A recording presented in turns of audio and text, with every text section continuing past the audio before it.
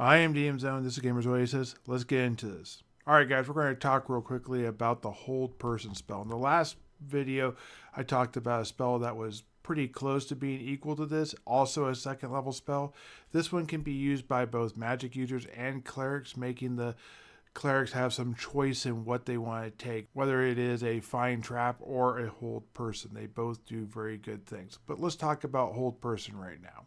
Okay, so the magic user gets the baseline of the spell, the cleric gets the improved version of it. So where a cleric gets 9 turns and 18 inches, a magic user only gets 6 turns and 12 inches.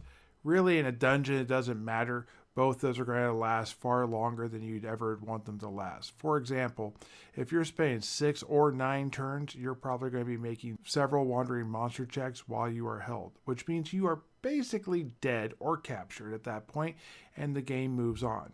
120 feet or 180 feet is farther than you will probably ever see anyone inside a dungeon, so that's more of a wilderness, outdoor survival type of thing where you might have that, unless you're in a very unusually designed dungeon or you're doing it through some sort of magical means potentially.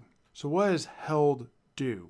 Well, it prevents you from fighting, casting spells, drinking potions, resting, looking or searching for things. It also takes you out of combat completely in other ways. You can't even vocally talk about what you see coming to be an assistant.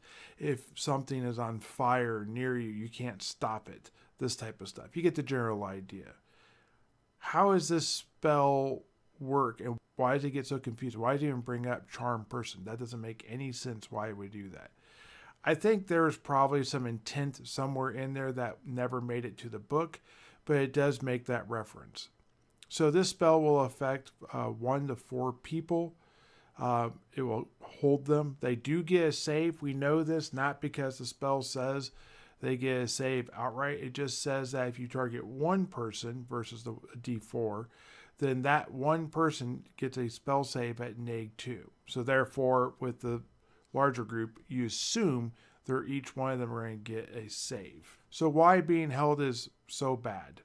Well, the reason why being held is so bad is because they can coup de grace you. They can walk up, they can kill you in a single shot. Now the question is, are you going to allow the PCs to die that way or just the bad guys? In my game, I would say yes, the bad guys can kill the good guys that way. That's what makes it so terrifying. However, I do on purpose make this spell restricted and limited to not just everyone having it and rare when it does. It also takes the remove paralysis spell into account when you really want to have that, and the potions to remove paralysis then become clutch items for a party to have. So I like to add that to my game, but you guys should play it the way you guys want to play, in my opinion. Anyways, guys, I hope this spell was helpful.